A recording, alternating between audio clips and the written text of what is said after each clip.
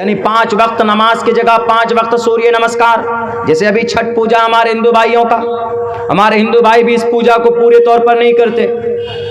इस पूजा में व्रत है, उपवास है, उपवास। छठ पूजा काली माता की पूजा के बाद 6 दिन के बाद छठ है। छठा मैया, छठा मैया की सरजमीन ये मुंगेर मगध और ये पूरे मिथिलांचल, पूरे भारत में नहीं मनाया जाता ये पूजा। हमारे भारत में, ये हमारे उत्तर प्रदेश में और बिहार में और बंगाल में ज्यादा बनाया जाता। लेकिन इस पूजा को कैसे करेंगे? इस पूजा को करने का तरीका है, सूर्यास्त जब हो, यानी सूरज जब डूबे तब से लेकर सूर्य उदय होने तक, सुबह तक सूर्य नमस्कार भी होना है। केला वगैरह और उनके पेड़ के जरिए, उन फ्रूट के जरिए से पूजा करते हैं। जितना देर तक हो सके उतने देर तक पानी में डुबकी लगाएं, पानी में रहें। हमारे हिंदू नौजवान, हमारे नौजवान यंग सब तो कोई पानी में जाता ही नहीं है। हमारी माताएं जाती है, हमारे हिंदू भाइयों में वो आधे घंटे 1 घंटा रही वापस आ जाती। आपके अकीदे के हिसाब से छठ पूजा में जितना देर तक आप रहें पानी में उतना अच्छा है, और इसमें उपवास रखा जाता, मतलब भूखे रहना है आपको। लेकिन सबसे ज्यादा उसी दिन सुबह को खाते। तो कैसा छठ पूजा?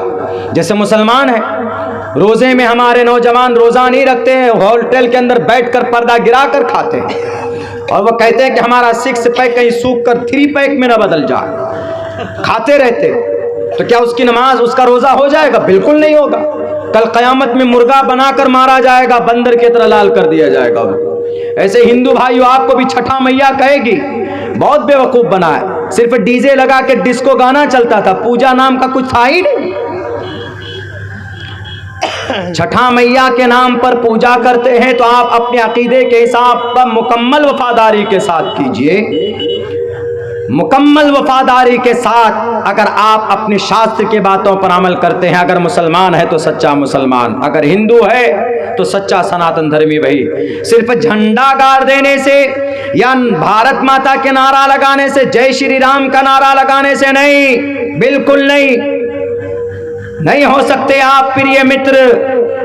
के हेत वो ब्रह्म गतिस्तांति सत्संगतिर्दान विचारतोषा। परमात्मा छठा मैया के नाम का वर्णन करना पड़ेगा, तभी हो सकता है, वरना कोई तब्दीली नहीं आ सकती। इस मौके के ऊपर में हमारे हिंदू नौजवान जितने भी हैं वो शराब पीते, नशे में धुत हो जाते, शराब पी कर डांस करते हैं रास्तों में। ऐसे मुसलमानों में भी कोई त्योहार आ जाए तो हमारे मुस्लिम नौजवान भी शराब पीते। शराब इतनी गंदी चीज है, अगर इसके ऊपर मुकम्मल तौर पर पाबंदी लगे तो मैं कसम खाकर यह बात कहने के लिए तैयार हूं, जो 1 महीने में 1 मिनट में 45 जिना के वारदात होते हैं हमारे भारत की धरती पर, इसके ऊपर पाबंदी लग जाए, इसके ऊपर रोक लग जाए। बादशाह जलालुद्दीन अकबर के बारे में मैं भी व्याख्या करूंगा कि इतना दीनदार था, इतना नफरती कैसे हुआ। हिदाया पढ़ाने वालों को एक एकड़ जमीन दे दिया करता था, तो उलमा से इतना नफरत क्यों करने पर उतावला हो गया और मदरसे के छंदों को क्यों बंद किया, कुरान करीम की तालीम पर पाबंदी लगा दी थे। लेकिन ये सारी तब्दीली हुई कैसे और किसने बचाया? फिर कौन आया जो अकबर के सामने खड़ा हुआ? मैं बताऊंगा इल्म के इजाफे के लिए, लेकिन उससे पहले एक बात मैं बताता चलो। हमारे नबी तो वो थे जिनके बारे में हिंदू भाइयों आपके शास्त्र में लिखा है, नराशन संवाजिनम वाजन्नी शैदीरम पूषणम सन्मेरी में रथम न दुर्गा दवसवा सुदानवो विश्व सम्मातुरो अहंसो। जुल्म के खिलाफ इंसानों को इंसान की इज्जत के ताल्लुक बात करने वाला अगर कोई होगा तो मोहम्मद नराशंस नाम का होगा। मोहम्मद रसूलुल्लाह सल्लल्लाहु अलैहि वसल्लम की जात है। श्री कृष्ण जी ने कहा है, साफ लफ्जों में कहा है, अधे पश्यस्त मो परी संतराम पादको हर माते कौशल पको, और कहा है बहुनाम जन उदारा सर्व एवैते ज्ञानी तात्मेव मई मतम आस्थिता संयुक्तात्मा मामेवा मुत्तमाम गति। इसीलिए कृष्ण जी ने कहा है कि नेताओं के तलवे मत चाटो, जाहिल और अनपढ़ की स्पीच पर ज्यादा उछलने की जरूरत नहीं है। हकीकत को जानना है तो शास्त्रों को पढ़ो, धर्म ग्रंथों को पढ़ो। क्या कहती है ग्रंथ कहती है त्रिशदशो दशवर्षा भार गोविंदे ने नग्निकाम। नाचीज ने खुद से 15 दिन तक मेहनत करके इस मंत्र को निकाला, डायरेक्ट महाभारत से। त्रिशदशो 30 बरस का मर्द, दशवर्षा 10 वर्ष की लड़की से, भार्गोविंदे ने नग्न काम, जिसको हैज का खून ना आया हो, यानी वो लड़की नाबालिग हो। तो 30 बरस का मर्द है, लड़की नाबालिग है, 10 साल की उम्र की है, तो उस लड़की से 30 बरस का व्यक्ति विवाह कर सकता है, नग्नी कर सकता है, मतलब सगाई कर सकता है, निकाह कर सकता। इसीलिए मैंने कहा ना कि ये कोई इशू ही नहीं है, लेकिन बोल बोल कर हिंदू मुसलमानों में नफरत, हिंदू मुसलमानों में दंगे फसादात करवाने का बहुत आसान रास्ता। मुसलमानों के मोहम्मद के बारे में कुछ बोल दो रहा, और हमारे नौजवान तो एकदम बिल्कुल ऐसे उग्र हो जाते, नमाज पढ़ने में इतनी तेजी नहीं दिखाते, रोजा रखने में तेजी नहीं दिखाते, बस कहीं पर कोई बोला कि डंडा लेकर सड़क पर खड़े हो गए, तशद्दुद का शिकार बने, घर जला दिया गया, दुकान जला दी गई, गोली मारकर हत्या कर दिया जाता है, 500 नौजवानों के खिलाफ अज्ञात केस बुक किया जाता है, और आपको जेल के सलाखों के पीछे ठूंसा जाता है। ये सारी साजिशें हैं, पहचानने की जरूरत, उनको उन्हीं की जुबान में जवाब देने की जरूरत है। जो आदमी गलत बोलता है उनको उनके शास्त्र, अगर मुसलमान कोई गलत बोलता है, कोई आलिम दीन गलत बोलता है, तो हमारे दूसरे आलिम उसको सही राह दिखाते हैं, बताते हैं कि आपका ये मसला गलत है। हिंदू भाइयों, अगर आपके विद्वान गलती करें तो हम यही कहेंगे कि उनको शास्त्रों के जरिए मदद लेकर समझना चाहिए कि शास्त्र के अंदर क्या कहा गया। तो शास्त्रों में खुले लफ्जों में कहा गया, त्रिशदशो दशवर्षा भार गोविंदे ने नग्न काम, 30 बरस का मर्द, 10 बरस की दशवर्षा, 10 वर्ष को दशवर्षा कहा, दशवर्षा भार गोविंदे ने नग्न काम, जिसका हैज का खून ना आया हो, उस छोटी 10 बरस की लड़की से विवाह किया जा सकता है। और नीचे वाला लाइन देखिए, एकविंशति वर्षा, एकविंशति, एक को एका, संस्कृत में 2 को द्वे, 3 को त्रीणी, 4 को चत्वारी, 5 को पंचावती, 6 को षट, 7 को सप्त, 8 को अष्ट, 9 को नवा, 10 को दशा, दशवर्षा था वहां, दशवर्षा, 11 को एकादशा, 12 को द्वेदशा, 13 को त्रियोदशा, 14 को चतुर्दशा, 15 को पंचादशा, 16 को षोडशा, 17 को सप्तादशा, 18 को अष्टोदशा, 19 को नवदशा, 20 को विंशति।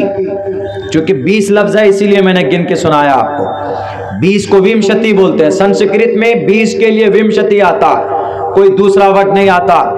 हिंदू भाइयों, अगर आपको मालूम नहीं है, हिंदू नालंदा विशाल शब्द सागर, डॉक्टर वैद प्रकाश उपाध्याय की हिंदू डिक्शनरी, हिंदू मजहब में सबसे बड़ी डिक्शनरी, ये पढ़ लीजिएगा, उसके अंदर में ये गिनती है। एकविंशति वर्षा, 21 वर्ष का यंग लड़का, एकविंशति वर्षा, वा सप्रा वर्षा बापनु यार, वो 7 बरस की लड़की से भी विवाह कर सकता है। बताइए, महाभारत में वहां का 30 बरस का मर्द 10 बरस की लड़की से विवाह कर सकता है। दूसरे लाइन में नीचे कहा कि एकविंशति, 21 बरस का मर्द 7 बरस की लड़की से विवाह कर सकता है। जब महाभारत में विवाह करने की परमिशन छोटी उम्र में दी जा रही है, तो अल्लाह के नबी अलैहिस्सलाम ने अगर 50 साल की उम्र में अगर 9 साल की बच्ची से विवाह किया, तो महाभारत के हिसाब से यह गलत बिल्कुल नहीं है। आप देखिए, पढ़िए, आपको पता चल जाएगा। मैंने अपनी तरफ से ये बात नहीं पेश की है। अगर आपको चाहिए, दलील चाहिए, हवाला चाहिए, तो इंशाअल्लाह आपका ये भाई हर वक्त अवेलेबल है। मैं बहुत दूर का नहीं, यहाँ से 137 kilometres far away from here to Jokihat. मैं जोकीहाट में रहता हूँ, 137 किलोमीटर की दूरी है। आइए इंशाअल्लाह, जैसे मैं नर्सरी के बच्चों को पढ़ाता हूँ अपने स्कूल में, मैं आपको भी ये मंत्र समझाने के लिए तैयार हूँ। लेकिन मेरी तहकीक सिर्फ इसलिए है, आप भी कर सकते हैं, मैं कोई फरिश्ता नहीं हूँ, मेरे अंदर जुस्तजू है तो करता हूँ, आप भी कर सकते हैं, कोई प्रॉब्लम नहीं है। लेकिन तहकीक से, इल्म से, ज्ञान से बहुत सारी गलतफहमियां दूर होती। इसीलिए डॉक्टर नेल्सन मंडेला ने कहा, education is the most powerful weapon which you can use to change the world. Education एक ऐसा हथियार है कि आप उसके जरिए से दुनिया को बदल सकते हैं। तालीम एक ऐसा फील्ड है, आप उसके जरिए से नफरत को मिटा सकते हैं। हमने कहा कि लीजिए रामगिरी महाराज साहब को पकड़ा दीजिएगा और कहिएगा कि गुरुजी इसका क्या मतलब है। त्रिशदशो दश वर्षा भार गोविंदे नग्निकाम एक अविंशति वर्षा व सप्रा वर्षा वापनुयात, इसका क्या मर्तबा है, क्या अर्थ है। 7 साल की बच्ची से विवाह कर सकते, और इससे साफ पता चलता है कि अगर 7 साल की कोई बच्ची है तो अगर उसका विवाह कर दिया जाए किसी सिचुएशन की वजह से, तो वो मां बन सकती है। ये तो वेदों की और शास्त्रों की तहकीक है। सन 2023 की मई की रिपोर्ट पढ़िए, एम्स दिल्ली की 7 बरस की लड़की प्रेग्नेंट हुई है, मां बनी है। तो इससे मेडिकल साइंस ये कहती है कि अगर कोई 7 बरस की लड़की का किसी मजबूरी की वजह से अगर विवाह हो जाए, no problem, she will be and she become great women, she become a good mother, वो अच्छी मां बन सकती है, इसमें कोई शक नहीं। चूंकि तहफ़्फ़ुज़ नामूस रिसालत है। नामूस रिसालत का मतलब मोहम्मद रसूलुल्लाह सल्लल्लाहु अलैहि वसल्लम की ऊपर जो कीचड़ उछाले जा रहे हैं उसकी दिफा करना। और हम चूंकि तालिबाने रसूल हैं, हम चूंकि मैं तालिबे इल्म हूं, खुद शरीयत का मोहम्मद रसूलुल्लाह सल्लल्लाहु अलैहि वसल्लम की लाई हुई दीन और उनके फरमान सुन्नतो फ़ैल का, इस वजह से मेरी जिम्मेदारी बनती है कि अगर नज़रों के सामने में कोई गलत बयानी करता है तो हम उनको समझाएं, उनको शास्त्र की रोशनी में समझाएं, बैठें क्या सही है क्या गलत है। हमारे हिंदू भाइयों के लिए भी जरूरी है, वरना हमारे हिंदू भाई भी कुछ ये समझते हैं कि नहीं शायद मोहम्मद ऐसे थे, मोहम्मद ने ऐसा किया होगा, इसीलिए। बिल्कुल नहीं। अम्मा आयशा वो बनी जिनकी सदाकत पर, उन पर तुहमत लगे जिना के, उनको बरी करने के लिए अल्लाह ने आसमान से जमीन पर 16 से 17 कुरान करीम में आयतें नाजिल फरमाई। हजरत अबू हुरैरा के बाद इस जमीन पर मरवियात सबसे ज्यादा हदीस रिवायत करने वाली अम्मा आयशा, 2210 हदीसें हैं, जिनमें से 350 हदीसें उलमाए किराम जानते हैं बुखारी और मुस्लिम के अंदर रिवायत की गई। अम्मा आयशा वो है जिनकी बरकत से तयम्मुम जैसा मुबारक अमल इस उम्मत को मिला है। अम्मा आयशा वो थी, अगर ना होते तो अल्लाह के नबी अलैहिस्सलातु वस्सलाम के पैगाम को उम्मत के लिए, उम्मत की माँ और बहनों तक पहुंचाने के लिए शायद इतना जखीरा, इतना बड़ा जखीरा उम्मत को न मिलता। अम्मा आयशा की बदौलत ऐसा हुआ है दुनिया के अंदर। इसीलिए अम्मा आयशा के ताल्लुक से कोई भी बात कोई बोलता है या अल्लाह के नबी के बारे में बोलता है तो वह अपना ठिकाना जहन्नम में बनाता है। मेरे रसूल फरमाते हैं, मन कज़ब अलैहि मुतअम्मिदन फल्यतबव्वा मक़अदहु मिनन नार। जो कोई झूठ बोलता है वो अपना ठिकाना जहन्नम में बनाएगा। जो झूठा किस बयानी करता बिना तहकीक के। एक मंत्र की तहकीक तो ये थी, हमारे मदरसों में उमूमन ये चीज़ नहीं पढ़ाई जाती, ये मजमून तो नहीं है हमारे मदरसों का। मैं हूँ एक पागल, मैं इस मजमून की तरफ मेरी नज़र रहती है और मैं गाहे बगाहे इस पर तहकीक करने की कोशिश करता हूँ, वरना उमूमन तालीम ही की को आगे बढ़ाने के लिए हमारे उलमा मदरसे चलाते। अभी अल्हम्दुलिल्लाह 2 दिन पहले सुप्रीम कोर्ट का उत्तर प्रदेश के मदरसों के ताल्लुक से बहुत बड़ा स्टेटमेंट आया। पता है उसमें अफसोस की बात क्या है? हजरत मौलाना ने तो ये कहा है कि NCPCR चाइल्ड कमीशन, इसका पूरा नाम NCPCR national commission for the protection of child rights, इसका पूरा नाम है। तो नेशनल कमीशन की याचिका पर हाई कोर्ट ने, इलाहाबाद हाई कोर्ट ने यह कहा था कि मदरसा एक्ट बंद कर दिया जाए, मदरसा एक्ट पर पाबंदी लगा दी जाए। क्यों? क्योंकि मदरसों में कुरान की तालीम होती है, मदरसों के अंदर डॉक्टर नहीं बनाया जाता, मदरसों के अंदर वैज्ञानिक नहीं बनते, मदरसों के अंदर आसमान में चांद पे पहुंचने वाला कोई खलाबाज पैदा नहीं होता। हम उनको कहते हैं कि चाइल्ड प्रोटेक्शन वाले भैया, you are big illiterate, you are big जाहिल। जाहिल नहीं, जुहाल, जाहिलों के अब्बा। शायद आपको तारीख नहीं मालूम, हमारा जो कुरान है इसमें सिर्फ इबादत नहीं है। 1 तारीख को, 2 तारीख को झारखंड की सरजमीन पर एक साहब ने पर्चा लिखा और ये कहा कि मौलाना आप कुरान में साइंस दिखाइए, आप कुरान में डॉक्टरी दिखाइए, आप कुरान में विज्ञान दिखाइए, सोशल दिखाई दीजिए, आप कुरान करीम के अंदर कैंसर का इलाज दिखा दीजिए, आप कुरान करीम के अंदर आजकल के बर्निंग इशू का हल दिखा दीजिए। हमने कहा कि ओपन एंड शट, खुलकर खोलकर बयान किया, तिबियानन लिकुल्ली शै। उलमा बैठे हैं ना, तिबियानन लिकुल्ली शै, हर चीज को रब ने कुरान में बयान किया है, उसकी वजाहत की जरूरत है उस नजर से देखने की। उन्होंने कहा कि साइंस के बारे में दलील दीजिए। हमने कहा कि 2 आयत पेश करता हूं, वअल्लमा आदमल अस्माअ कुल्लहा, दिस इज साइंस ऑल्सो, ये भी साइंस है। वयख्लुकु मा ला तालमून, दिस इज ऑल्सो साइंस, ये भी साइंस है। मैथ को ढूंढना चाहते हो, फलयक्तुब बैनकुम बिलाद, मैथ है इसके अंदर, देख लीजिए। और आपको कैंसर का इलाज चाहिए, इन्नल्लज़ीना कफरू बिआयातिना सौफ़ नुस्लीहिम नारा कुल्लमा नज़िजत जुलूदुहुम बद्दलनाहुम जुलूदन गैरहा, ये कैंसर का इलाज है कुरान करीम की इस आयत में। और आपको क्या चाहिए? अगर और आपको कुछ चाहिए, जदीद साइंस की बुनियाद अल्बर्ट आइंस्टाइन 1915 के अंदर जदीद साइंस की बुनियाद रखे। आज तक 1915 तक यह अकीदा था कि सिर्फ सूरज चक्कर लगाता है, जमीन अपनी जगह पर है, जमीन अपनी जगह पर टिकी हुई। 6 करोड़ 30 लाख मुरब्बा मील के इलाके में अल्लाह ने जमीन को बनाया, ये जमीन अपनी हालत पर मौजूद, सूरज आगे पीछे चक्कर लगाता है, सूरज घूमता है, जमीन टिकी हुई। आया अल्बर्ट आइंस्टाइन, ये जदीद साइंस का अब्बा यही इसी को कहा जाता है, जिसके धर्म का और जिसके अकीदे का कोई अता पता नहीं।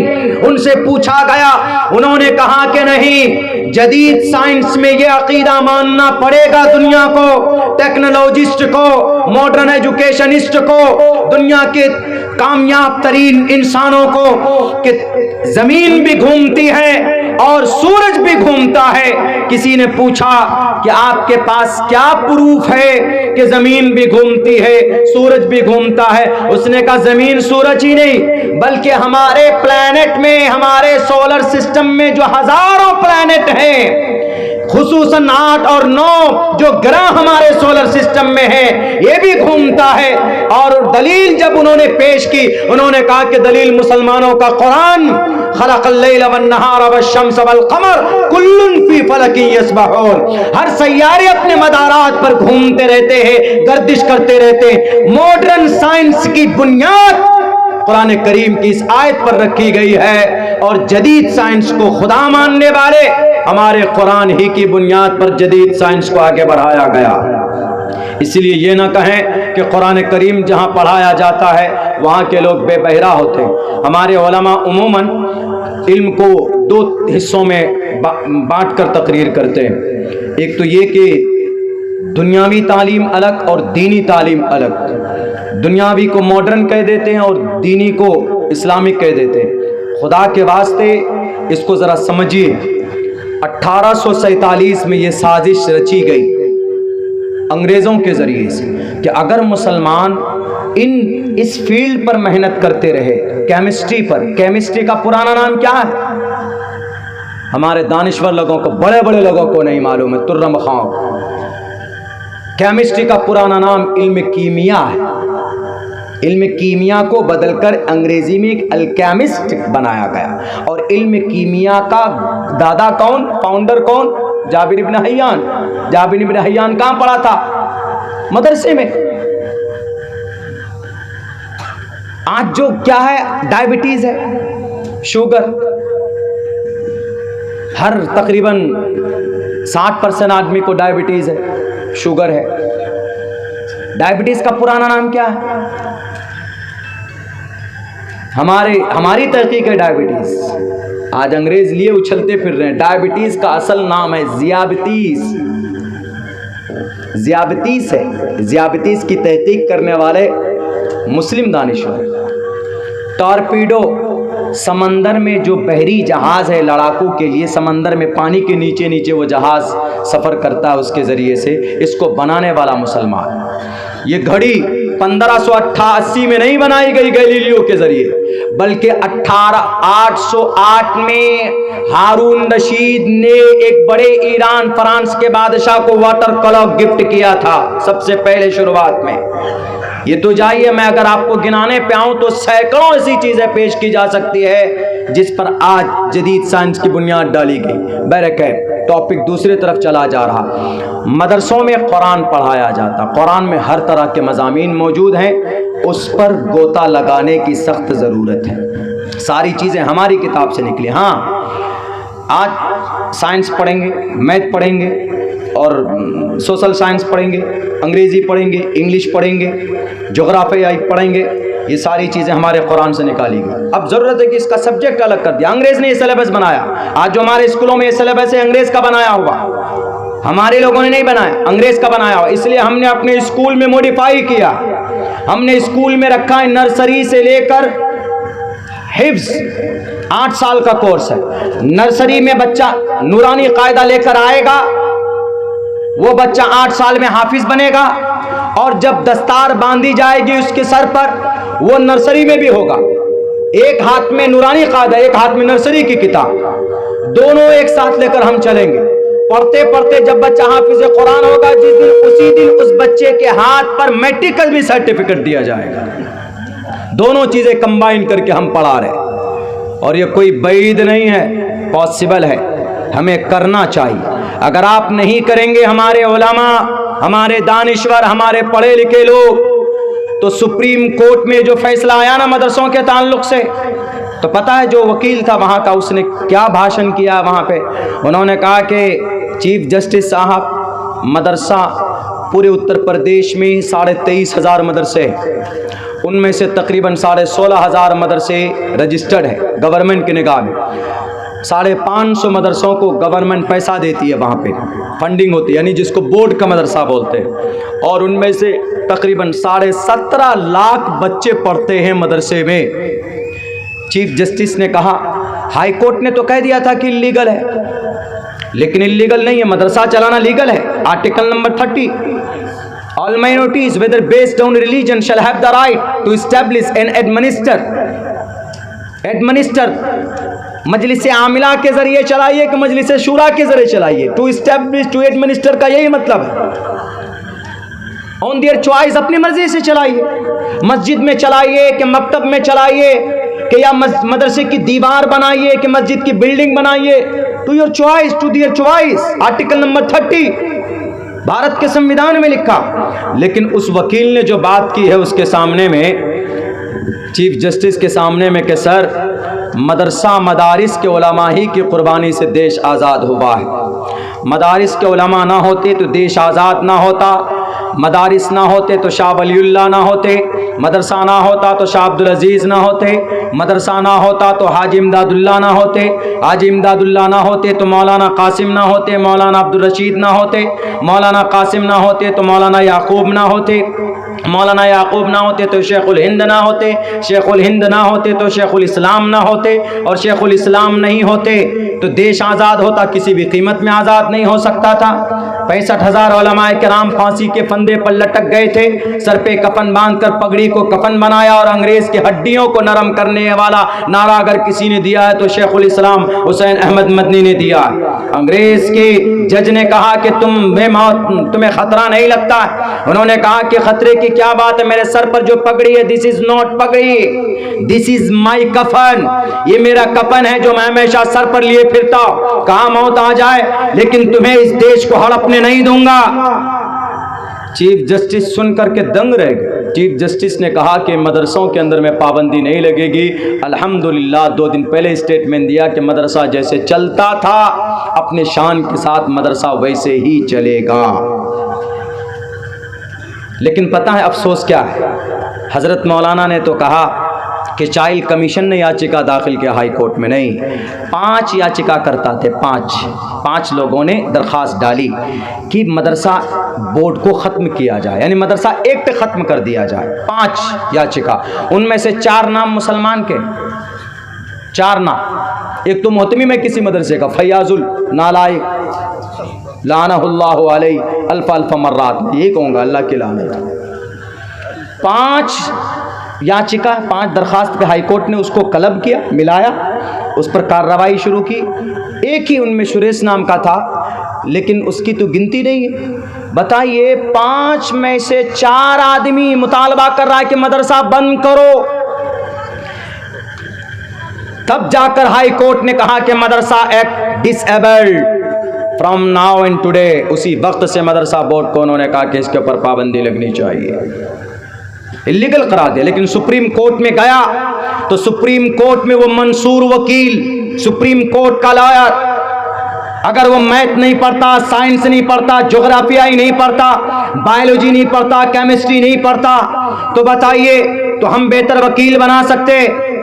जरूरी है आज के जमाने के एतबार से, लेकिन बिफोर ऑल थिंग सबसे पहले मदरसा और मकतब, लेकिन उसके साथ साथ के अंदर में अपने बच्चों को मैट्रिक की तालीम दीजिए। लेकिन एक स्टेटमेंट ये दिया है सुप्रीम कोर्ट ने कि आलिम वस्तानिया फौकानिया, मौलवी तक ठीक है, आलिम तक ठीक है, कामिल और फाजिल की डिग्री को वहां पर अनवैलिड करार दे दिया गया है।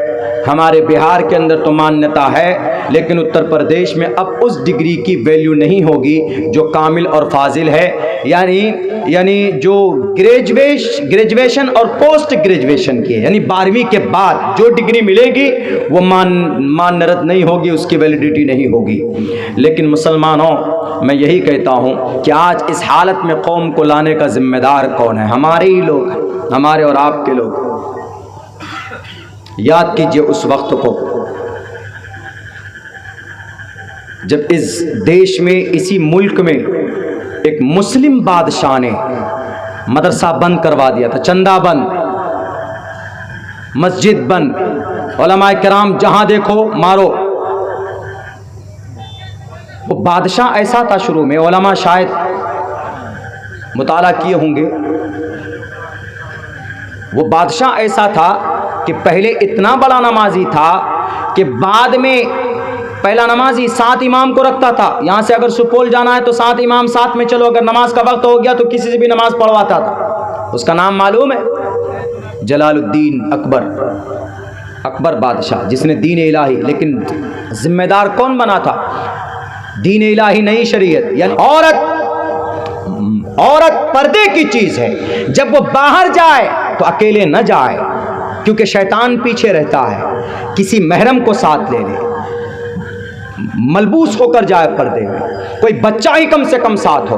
डॉक्टर अहाना अकेली थी, अगर वो अपने किसी नर्स को साथ में ले लेती तो उसकी जान बच सकती थी कि नहीं बच सकती थी? बताइए। इसीलिए हमारे नबी की हदीस 1458 साल के लिए नहीं थी, आज के लिए भी है, क़यामत तक के लिए भी। दुनिया की बुराई का खात्मा अगर पॉसिबल है तो इस्लाम के प्लेटफॉर्म से बहुत आसान। लोग सिर्फ बदनाम करते हैं कि नहीं मौलाना टोपी, ये टोपी मामूली समझते हैं इस टोपी को। इस टोपी की पता है क्या तहकीक है? Doctor Richard, he is belong to America. Doctor Richard तहकीक करता है कि इस टोपी के बड़े फ़वाइद हैं, दुनियावी फ़ायदा, उखरवी तो है ही, हम सुन्नत पर अमल कर रहे हैं, हमको 100 शहीदों का सवाब मिलेगा इस ज़माने में। दुनियावी क्या फ़ायदा है इस टोपी की? जो लोग कुरान और हदीस पर अमल नहीं करते हैं तो उनको आप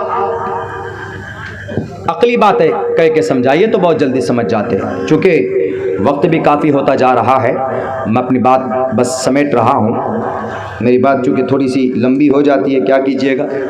अभी बड़े भाई परवाना साहब भी बोले कि एक आज तक चलिए, बस ये जो 2-3 बातें हैं मैं इसको समझा कर पूरी करता हूँ और बैठिए, इंशाल्लाह बड़ा फ़ायदा होगा। वरना कल तो मैं हूँ नहीं, मैं कल उत्तर प्रदेश में था और मैं लखनऊ पटना होते हुए आपके यहाँ पहुँचा, और मैं कल रात 10 बजे का खाना खाया हुआ था, आपके यहाँ आकर खाना खाया।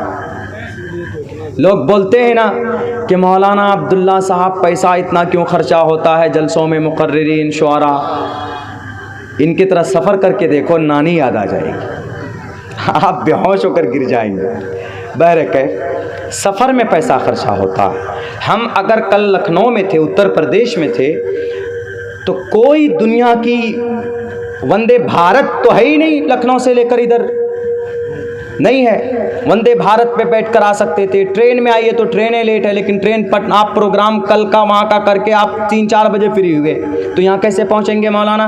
यहाँ कैसे पहुँचेंगे 8 बजे तक, 9 बजे तक? हम 8 साढ़े 8 बजे उतर गए थे सहरसा, तो उसके लिए हमको फ़्लाइट का सहारा लेना पड़ा। जहाँ प्रोग्राम था वहाँ से 4 घंटे की दूरी है लखनऊ की, बाई कार, रात को सोए नहीं, प्रोग्राम किए, वहाँ पहुँचे।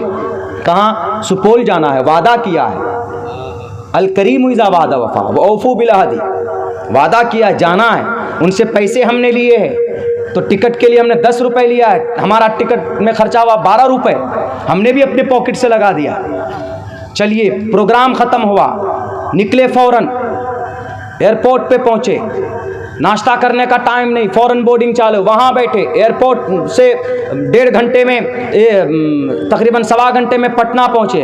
फ़ौरन वैशाली पकड़नी, अगर वो ट्रेन नहीं पकड़ेंगे तो यहाँ नहीं पहुँच पाएंगे। दौड़म दौड़, वो 25 किलो का बैग लेकर भागते हुए ट्रेन पकड़े। फ़ोन भी किया हमने कि भाई यहाँ से ऐसे आ रहे हम। उसके बाद आए तो वो आपके वो पेंट्री कार्ड में हमने सोचा कि कुछ खाने को मिलेगा। पूछा भैया कुछ खाने को है? पेंट्री कार्ड वालों कहाँ? बोला मौलाना आज छठ पूजा है, सब खाली हो गया है। तो एक लेडीज़, आपको ताज्जुब होगा हिंदू भाइयों, मैं उसी वक्त मेरे आंख में थोड़े आंसू आने लगे। मुजफ्फरपुर के बाद मैंने एक पेंट्री कार्ड वाले से पूछा कि भैया कुछ है आपके पास, ज़रा निकालिए, लेके आइए। बोला मौलाना सिर्फ चाय है। मेरे सामने में एक लेडीज़ बैठी हुई थी, उम्र दराज, तकरीबन 50-55 साल की होगी, अपनी छोटी बच्ची को सहरसा कॉलेज किसी स्कूल में छोड़ने आ रही थी। वो महसूस भांप ली उस औरत ने कहा कि भैया मेरे पास चिप्स हैं, ले लीजिए, खा लीजिए आप। उस औरत ने मुझे दिया है खाने के लिए।